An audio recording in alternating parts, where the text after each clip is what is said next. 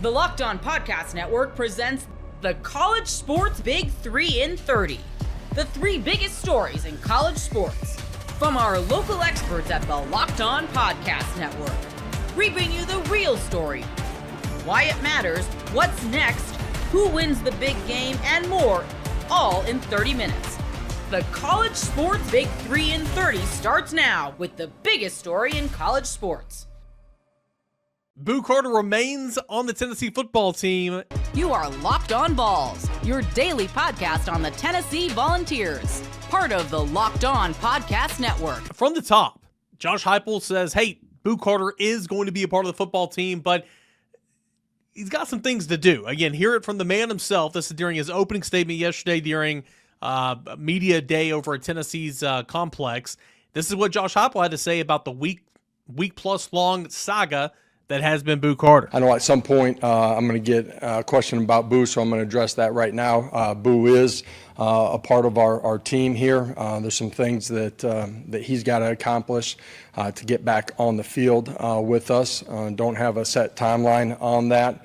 Our leadership council has been a part of those things, those discussions with me and with Boo. I'm proud of what they've done. They care and love Boo and want him to be his best too, and through this, I think Boo sees that as well. And at the end of the day, us collectively continuing to grow here through the course of training camp. I will be the one that will take questions on Boo, and that's today, and here throughout the beginning part of training camp as well. But proud of how our team has handled those things, and ultimately we'll handle those things internally. I'm not going to get into details on everything. So that is Josh Heupel on where he stands with Tennessee's sophomore defensive back, punt return specialist, maybe a little bit of a wide receiver, Boo Carter. It's been a week-long ordeal, right? Rumors thrown out there online on social media.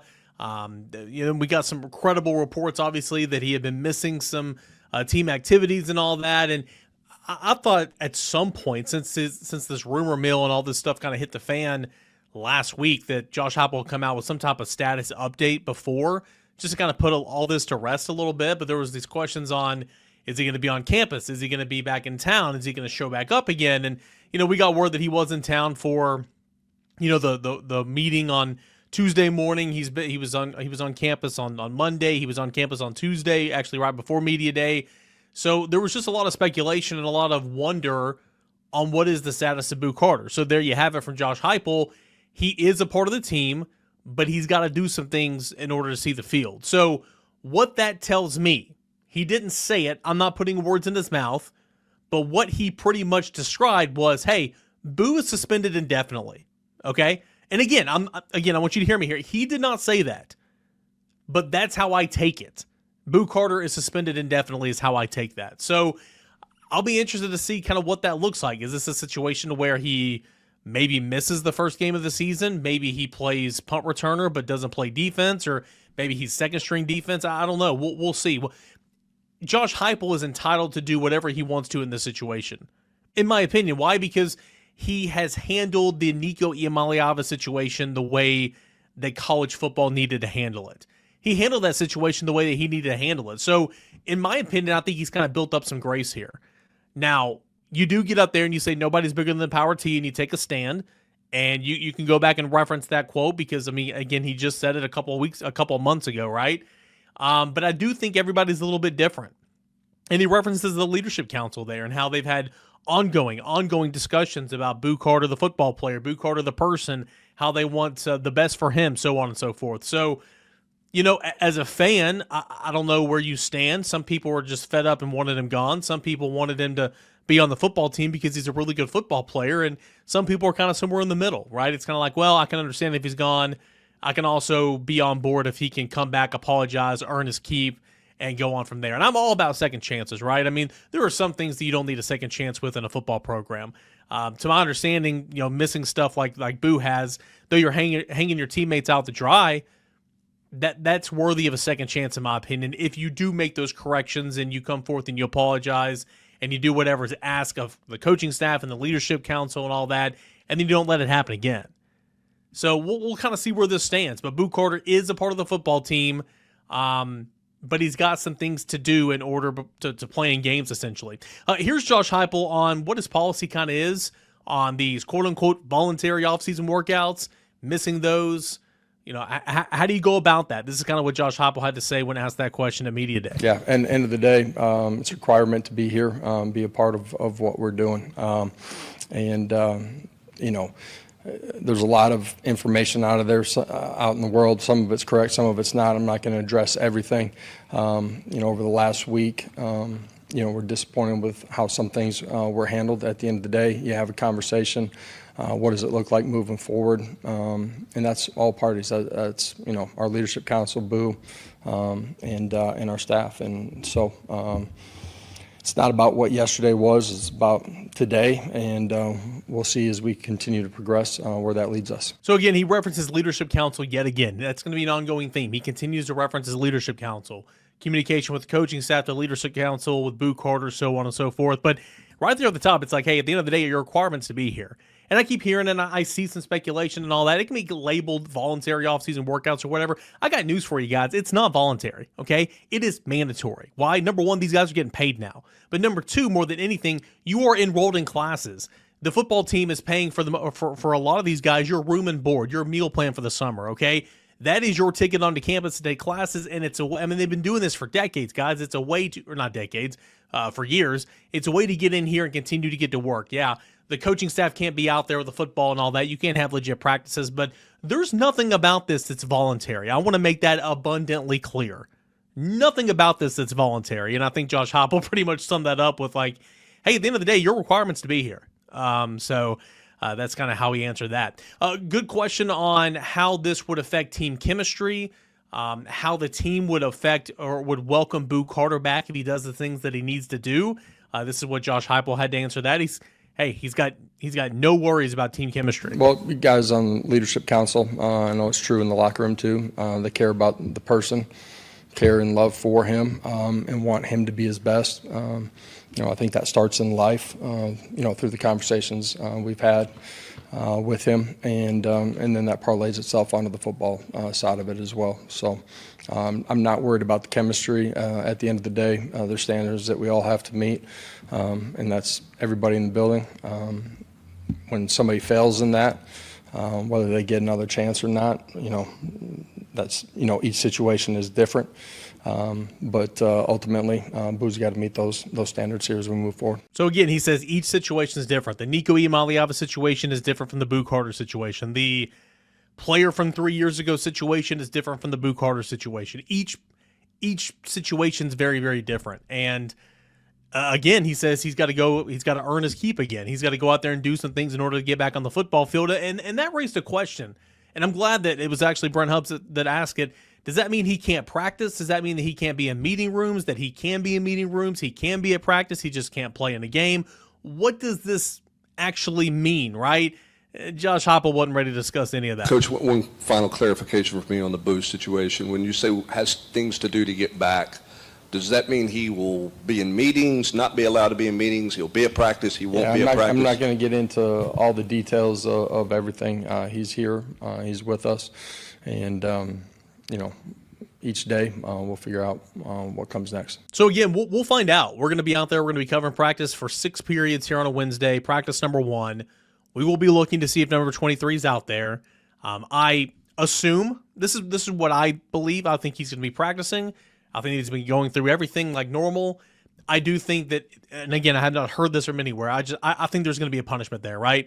I think he's going to have to miss significant time in the opener, at least, on the defensive side of the football. Could he still return punts? Could he do this? Maybe. Could he go in there and be the backup and say the starter gets hurt and he's pressed into action? Sure, we know Boo Carter's the starter at the nickelback spot, the star position, when all this is behind him. But there's got to be some accountability there, and there's got to be some punishment there. And I think that would make sense to me. But, we'll see again for sure coming up later this morning. But I anticipate Boo Carter out there practicing and going through everything. But Josh Heupel wasn't really going to be getting into the specifics right there. So that is where we are, where Tennessee is with Boo Carter, where the Leadership Council is with Boo Carter, where Josh Heupel is with Boo Carter. What say you? Do you agree with this? Do you like this? Again, each situation's different. I think Josh Heupel's kind of handled this the right way, really heavily leaning on his leadership council, because at the end of the day, if the leadership council didn't want him, his assistant coaches, his teammates didn't want him on the team, it'd be hard for the head coach to say, oh, well, who cares? He's still going to come back, right? That's tough. And that leads me to another talking point, timing of the quarterback battle, naming a starting quarterback. Got to go out there and earn it. Just like Boo Carter's got to go out there and earn his keep again. Got to go out there and earn it. And your teammates are going to know. Again, there's parallels. So your teammates are going to know if Boo Carter's earned it, if Joey Aguilar or Jake Merklinger has earned the starting quarterback job. Ever wish managing your money felt easier? With Monarch Money, it can. Whether you're growing your savings or planning a big purchase, Monarch puts you in the driver's seat. It's like having your own personal CFO, giving you full visibility and control over your finances. Monarch Money is more than a budgeting app. It's a complete financial command center. You can track all your accounts, investments, and spending in one place. So in addition to managing your money, you're also building wealth. Take control of your finances with Monarch Money. Use code LOCKEDONNFL at monarchmoney.com for 50% off your first year. That's monarchmoney.com, code LOCKEDONNFL for half off your first year. You are Locked On Bama, your daily podcast on the Alabama Crimson Tide. Part of the Locked On Podcast Network, your team every day. Also want to thank Bear Fretwell, Alabama's latest commitment, who joins the pod today. Bear, how you doing, bro? I'm doing great, man. I'm excited to be on here. Hey, man, thanks for being with us. We appreciate it. You had some bad luck the other day. You were supposed to be on with us. And Yep. You had a tire blowout. We Yep. theorized that when somebody who's 6'7", 300-plus pounds gets in a car, a tire may blow out. Tire could explode. Yeah, it's always a possibility. Probably happens to you once a week. Getting pretty good at changing tires now, so. Well, Bear, let's get right into it. Okay, Yep. So you just flipped from Georgia Tech Yes, sir. to Alabama, and I've been reading about some of your quotes from that from other sites, Yep. and I know it was hard. I mean, everybody acts like flips are just the easiest thing in the world to do. Like, I'm just leaving this. You had a relationship with Georgia Tech, so Alabama had to present something pretty special to you to make you change your mind, right? Mm-hmm. And really what they like presented to me was showing me really the opportunity that I was given, you know? And like, obviously going to any Power 4, Power 5 school is a great opportunity, but you really just have to look at what you want and what you feel like you have to do. Do you know what I mean?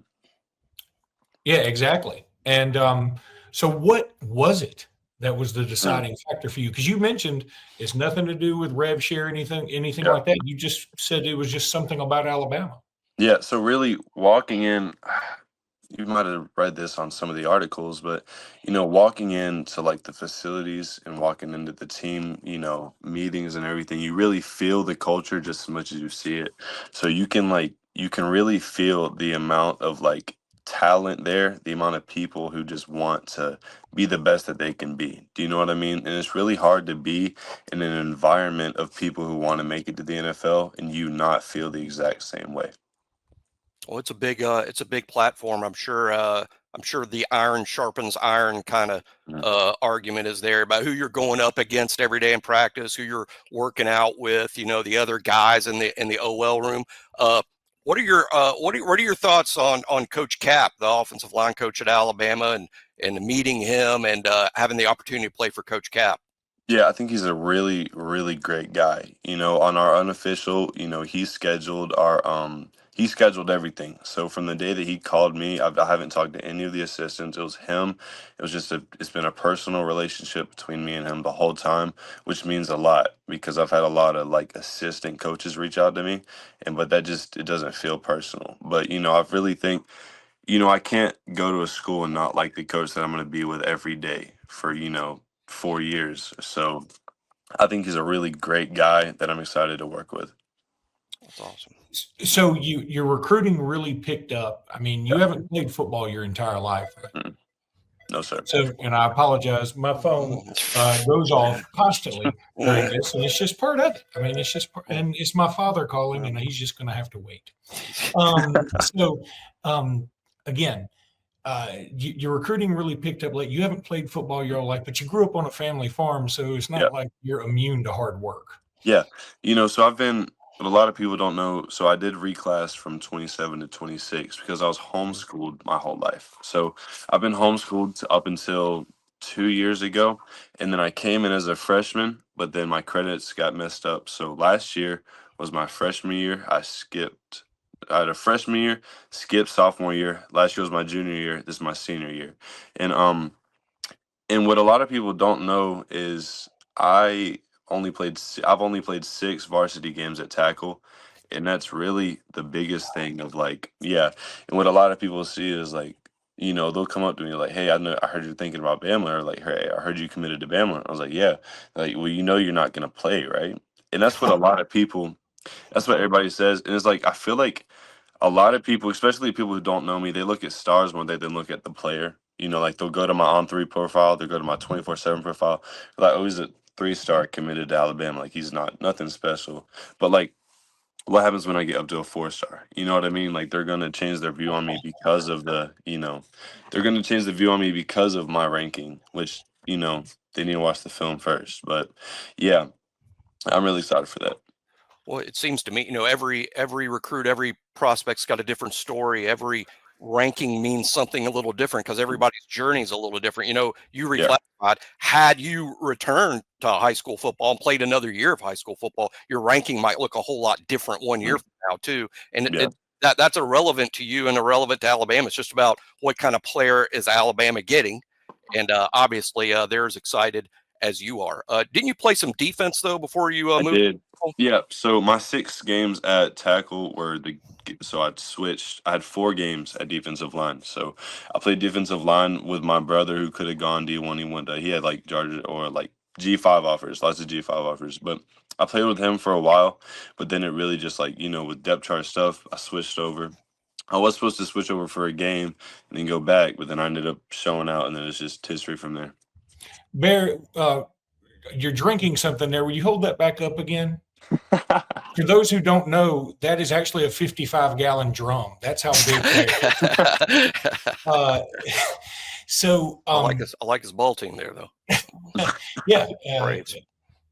So you mentioned about, hey, I'm a lowly 3-star, which Jimmy and I talk about this all the time, Yeah. right? That if you are a 3-star, you're probably ranked in the top 1,500 to 2,000 players in the country, Yep. somewhere in there. And people act like that's no big deal. Number one, Yeah. it's crazy because there are millions of kids playing high school football. I don't know about millions, but Yeah. I'm trying to make a point. So, but it's just crazy to us. And secondly, I think you're right. I think there's no doubt in my mind. Jimmy and I have already mentioned this. You're going to go to a 4-star because people are going to see your attributes are crazy. Yeah. You run a 4.77. Look, I mean, that is. You're like Derrick Henry on the offensive line. He's crazy. Yes, sir. That's what a lot of people like. So I'm not a fool to the fact that I'm being recruited mainly because of my athleticism and size. I know the fact that I want to go to Alabama because like the developmental aspect of Alabama is matched by no other. Like if you walk in the facilities, it's like you can't get that anywhere else. So I'm no fool to know that I'm a project to a lot of these coaches, and what I'm trying to do throughout this, like what I've been trying to do throughout this offseason is get as much work out of the way that they have to do to me so I can get on the field earlier and like prove who I am. So like, I know that I'm not like a day one starter like Caden Proctor. Like I know that's not who I am as a player. That's not my role. But I know what I want to do, and that's what I want to get developed, and that's why I'm going to Bama. That's great. That's a great answer. Now, I know recruiting got a little stressful for you because of the flip, but overall, did you enjoy the recruiting process? Every player wants to be heavily recruited until they're heavily recruited. I know. I feel like that's like it's real though, because throughout the spring practice, I would get out of spring practice and I'd have 17 missed calls from coaches. So it was just a constant every day on the phone with coaches. It was a constant playing the game with the coaches because even if you like don't want to go to school, you can like get the offer for more leverage, and that's like it gets because if I get offered to Bama, then I can get offers to all these other schools that I want to go to. You know what I mean? That's not saying that's it, but like as soon as I got Georgia Tech was my first Power 5 offer. Then I got like all these other Power 5 offers. So it's really just like I'm glad it's over. one reason I wanted to make that flip, a lot of people were like, "Hey, why'd you flip so early? Like, you can't sign until December, right?" And I was like, "Well, yeah, I'm still a high school football player. Right. I'm in high school. I'm a high school kid. Still got to go to prom. It's all that. So I wanted to get all this recruiting over, commit to my dream school, and then play high school football on Friday nights." Speaking of that, is your plan, or is it possible, because you reclassified, is it going to be possible for you to graduate in December, join Alabama in January? Or are you going to have to go the full year, like a Ryan Williams reclassified? He had to go the full spring so he could graduate from high school. Yeah, so for me, it's been easier because I take a lot of dual enrollment classes. So I took 3 classes last semester. I'm taking 2 this semester. So my credits I'm good. So yeah, my plan right now is to not reclass, early enroll. Early enroll. Yes, sir.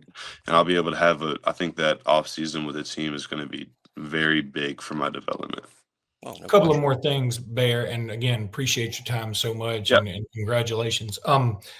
So I'm intrigued. You brought up the 3-star, 4-star thing. Like, how much do you and other kids, I'm sure you've talked to a lot of other dudes that are being recruited, like, how much do y'all keep up with that stuff?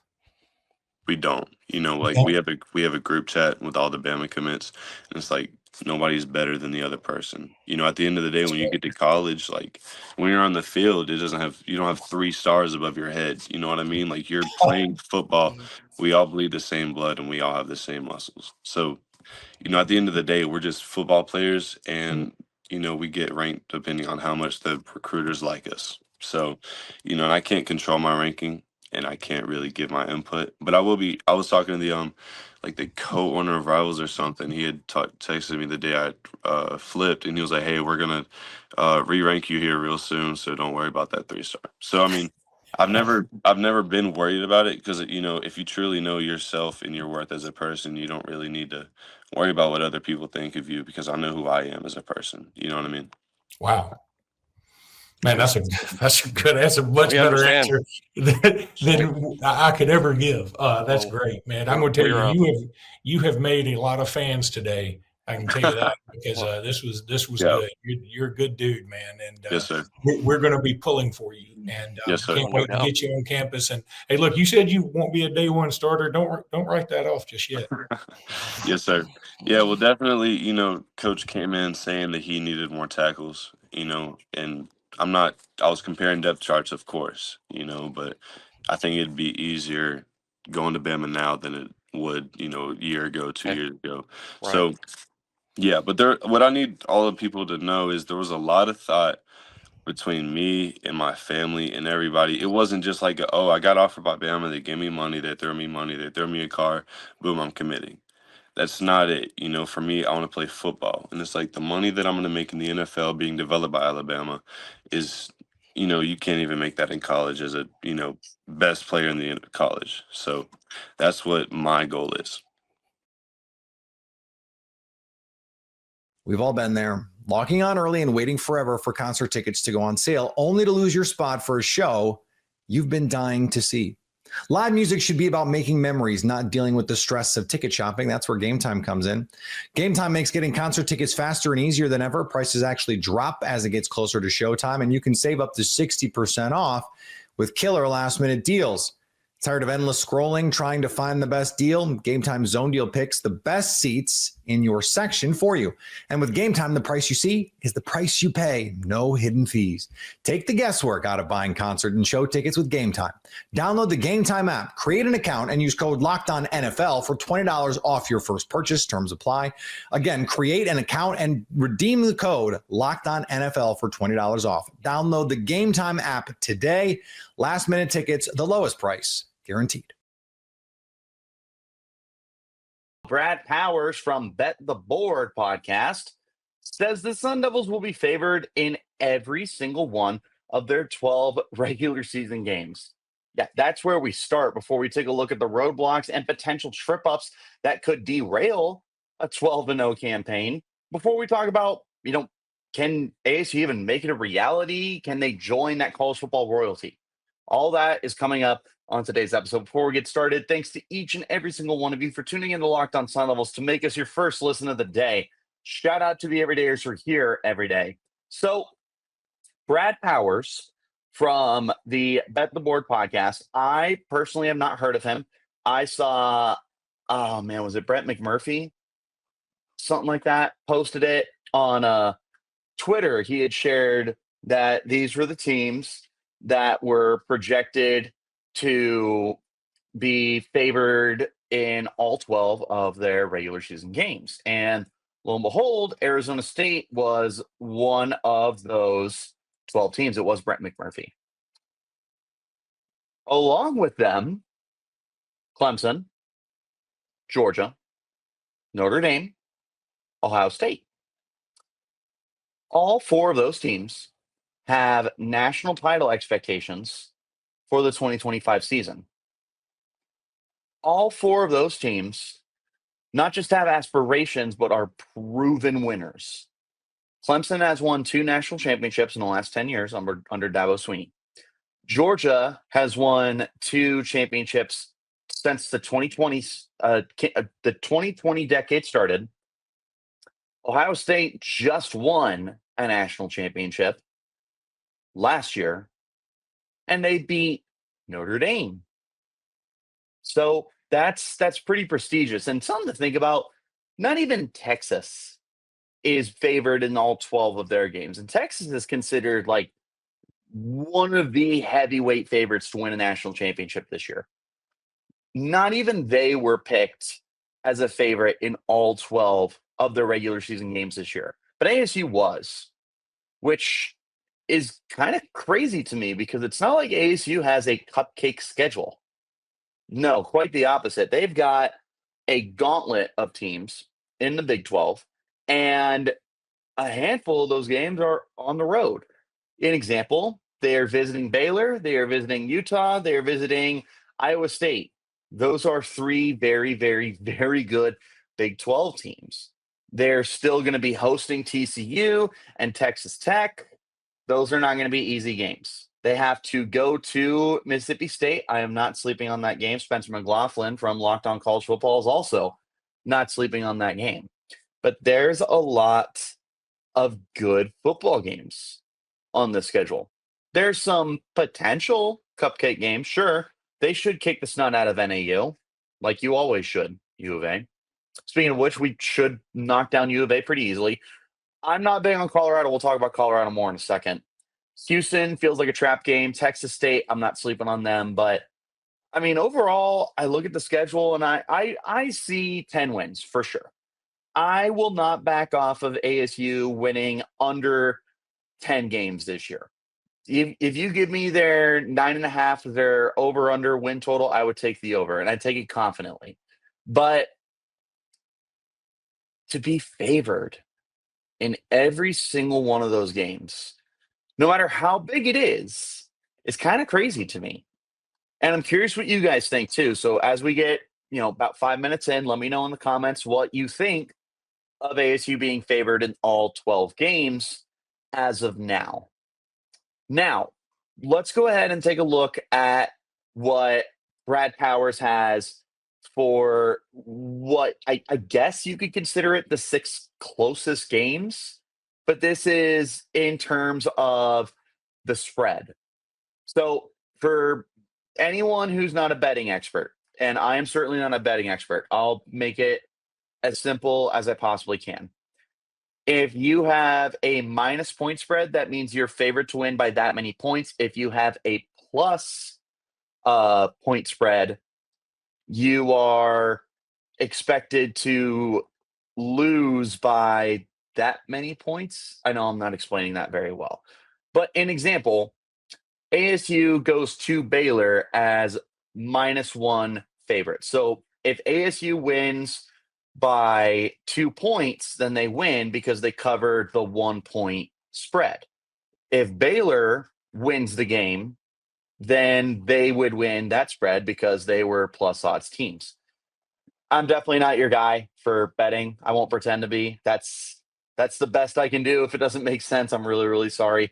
Hopefully someone in our comment section will be able to help you out, but don't bet unless you go to our friends over at FanDuel and you're a degenerate like me. But that's neither here nor there. These are the 6 games that Brad Powers has laid out for ASU with the tightest margin for error. Starting with Baylor. At Baylor is a 1-point margin. Versus TCU at home is 6.5. All these are minus odds for ASU. So Baylor is -1. Versus TCU is -6.5. At Utah is -1. Versus Texas Tech is -5.5. That's a crazy number, by the way. At Iowa State is -2. At Colorado is -8. Side note, I'm not in on Colorado this year. I don't think they should be in that spot. If you want to give a -8 spot for me, give it to Mississippi State. Maybe a hot take. But it's just interesting that ASU has such a nice advantage at home with TCU and Texas Tech for their point spreads, and TCU and Texas Tech might be the two best teams that are on that 6-game little stretch there. Like, they truly are. I'm big on TCU. In fact, I'm sitting down with Stephen Simcox from Locked On Horned Frogs later on today, so have your notifications on so you get the update when that episode drops. It's interesting that these are the teams that they picked as their closest. But there is a commonality with these teams, and that's that they all have high-powered offenses.